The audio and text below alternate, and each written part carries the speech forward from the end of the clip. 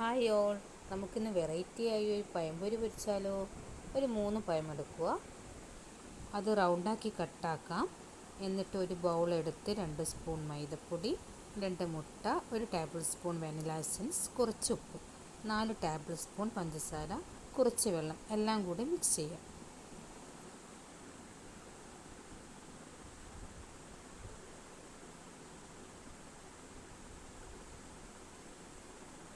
എന്നിട്ട് ഒരു ടൂത്ത് പിക്ക് എടുത്ത് ഓരോ കട്ടാക്കിയ പീസ് എടുത്ത് അതിൽ കുത്തി വെക്കുക.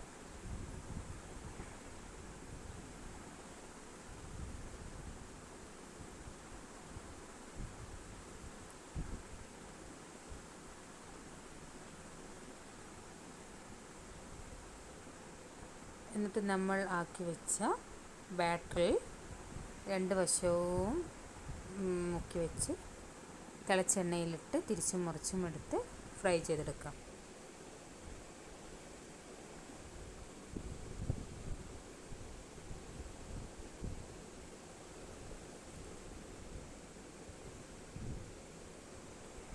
ഈസിയായി ഒരു പഴംപൊരി തയ്യാറായല്ലോ.